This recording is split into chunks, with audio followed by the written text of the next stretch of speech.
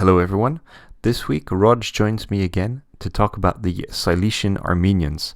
This is from the Old Friends, New Enemies section of the Age of Crusades. We're back. Now we're going to talk about the Cilician Armenians.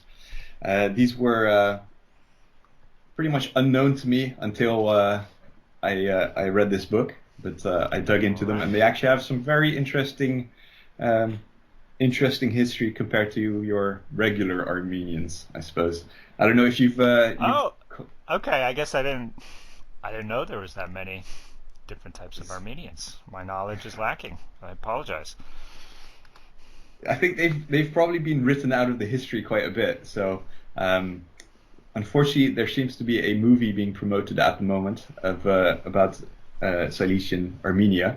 So a lot of the Google results are populated by that particular movie, and Oh no. it looks very unhistorical. So Okay. my it's a little bit difficult at the moment. However, this particular board uses the Last Romans battle board. Do you want to kick off with the equipment changes? Yeah. So this one is another one that's actually quite similar to the originals. So you got a mounted warlord. That's the same. The hearth guards are mounted.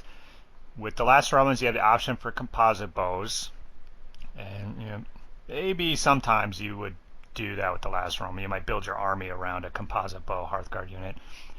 Um, you lack Varangian guard, so there's no heavy weapon foot sloggers, which could be fun. So for the warriors, this is a little different as well. You get horse warriors, which is cool.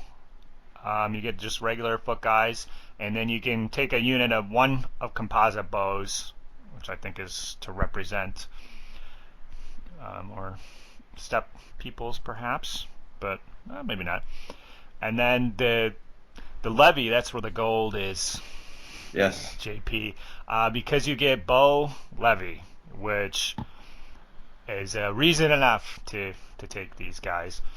So the Last Roman board, I guess, so we're getting into the abilities, is a combined arms type force, and you need a little bit of everything, and they have a really good bow ability, but the problem was the Last Roman bow guys are warriors, which can be used. They need battle board abilities to support them for sure, and I think the board does support them, but being able to just use levies instead, I think, opens things up and is a far superior in my opinion. Yeah, I think volley fire and then the massed shots just became significantly more useful with the Yes. levy bows. So And I could see, yeah, taking 2 units of levy bows with this warband, and I think you get a lot of bang for your buck out of those. yeah, I think the would you take composite bow armed warriors or Yeah, I think I would. Just with the mass volley rule, I think it adds a little something extra. I mean, I don't think you need to. I'm a little on the fence as far as composite bows, and just inherently, you know, they're not as bad as the warrior archers by any stretch. But I haven't played with them or against them a lot, so I don't really have a much of opinion. But I'm not really a big fan. yeah, I don't think there's any specific abilities which really make them a lot better on this board. I think it's useful to have maybe as a little utility unit running around. Yeah. Uh, but I think your levy are going to be doing the heavy lifting essentially. hmm I agree. Um, Similar, you could have just levy and Hearthguard for smashing. I think that would be okay. Absolutely. So this one's probably one of the ones that doesn't change that much, except for the levy, No. really. Yeah, I agree. And Do you then think it becomes better or weaker than the last Romans? it's an interesting point. So there are, a lot of times, we've kind of discussed before. You can't you can't take the Saxons in Age of Crusades, so there's, whether they're better than the pagan raiders or not is a moot point. Now, there are sometimes events will allow the Age of Vikings and Age of Crusades to be used both. So I think between those two, I think I would always opt for the Armenians. I think they are a little bit better than their parent based off the just the bone levy. I can't speak more highly of these guys, but Yeah. but if you're doing that, you actually have access to the Byzantine board, which I think is a lot better than this one. Yeah, absolutely. Yeah, I think I would. Yeah, if you're looking to use your models for something, I think it's easier to drop them into the Byzantine board with maybe a unit of crossbows, and then you're good to go.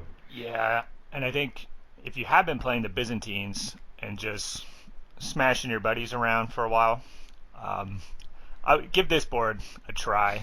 Just give them a chance. Take it easy on them for a little bit, and give this one a try. I don't think the board itself, after playing it, is necessarily that strong. Doing a combined arms board is just kind of tough. The way that battle board abilities can tend to stack on each other. If you have an attack board with attack abilities, well, 2 attack abilities used at the same time is pretty good. And 3, you add 3 or 4, you can just get, really do some buzzsaw things. Or if you have a defensive board, stacking defensive abilities, all of a sudden you can't even kill a unit, that you're fighting the Scots, and you have a unit that you can't even hurt because of the way the abilities stack.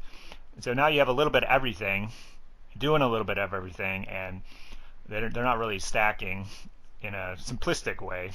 You're kind of just playing your fundamental core saga, making yourself a little better here and there. So it's good, though. I think it's a challenging board. I think it's rewarding if you can get everything to work. Yeah, absolutely. I think we're in agreement there. That's it for the Cilician Armenians. A little bit shorter than the pagan raiders, but the changes aren't as large as for the Saxons. Thanks again to Rodge for joining me on the channel, and hope you enjoyed it. Talk to you soon.